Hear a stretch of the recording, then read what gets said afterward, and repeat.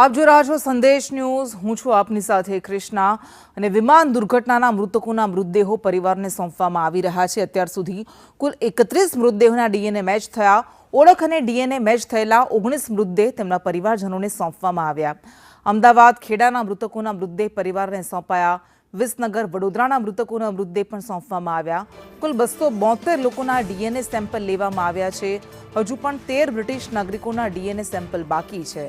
DNA match થયા બાદ phone પર પરિવારને જાણ કરવામાં આવશે। આજે મૃતદેહોના ડીએનએ રિપોર્ટ આવવાની સંભાવના છે, જે મોટાભાગના મૃતદેહો પરિવારજનોને સોંપવામાં આવશે।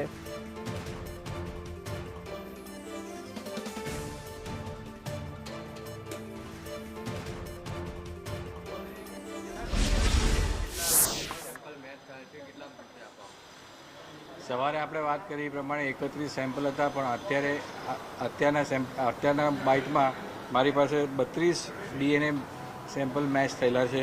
એમાંથી 32 લોકોના કુટુંબીજનોનો કોન્ટેક્ટ થયેલો છે।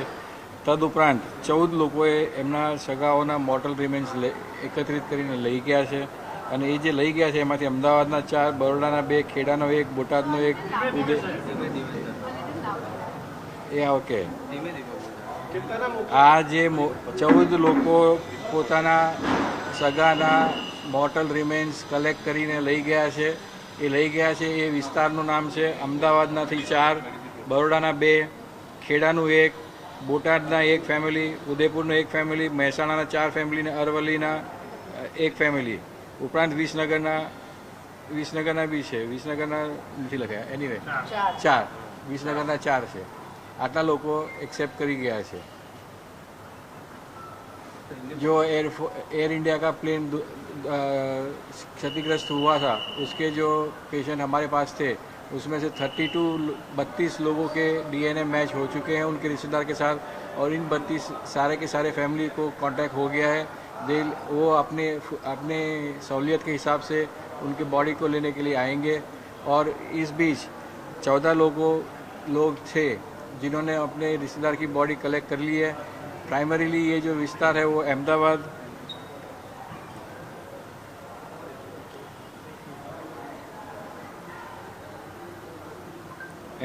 बड़ौदा, खेड़ा, बोटाद, उदयपुर, महसाणा, विसनगर और अरवली, इतने विस्तार में से फैमिलीज थे, वो अपने रिश्तेदार की बॉडीज ले गए हैं।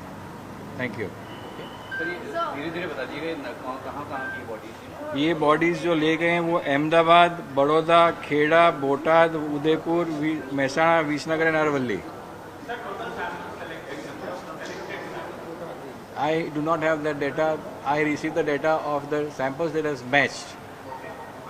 સર બ્રિટિશ નાગરિકોનું શું અત્યારે બ્રિટિશ નાગરિકો મારી પાસે સેમ્પલ લેવા એવું કંઈ કીધું છે કરી એ લોકોના સાથે વાતચીત થઈ છે, સેમ્પલ લેવાની કાર્યવાહી ચાલુ છે અત્યારે ડીએનએ? ના, સેમ્પલ લેવાની કોઈ કાર્યવાહી અત્યારે નથી થઈ રહી। તો બ્રિટિશ નાગરિકોનો આપણે સંપર્ક કર્યો તો લગભગ 59 જેવા એ લોકો હતા જે બહારના વિદેશના, એની સાથે શું થયું? અત્યારે મારી પાસે એનો કોઈ ડેટા નથી। What challenges are you facing in the DNA matching?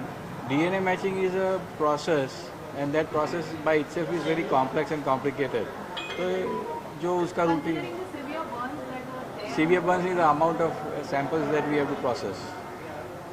Sir कितने लोग एयरक्राफ्ट के मैच किए हैं डेटा, और कितने लोग मेडिकल कॉलेज के डेटा मैच किए? ये नहीं ऐसा कुछ नहीं। ये जो हमारे पास डेटा है 32 सैंपल्स हैं, वो एयरक्राफ्ट वाले ही हैं। Thank you.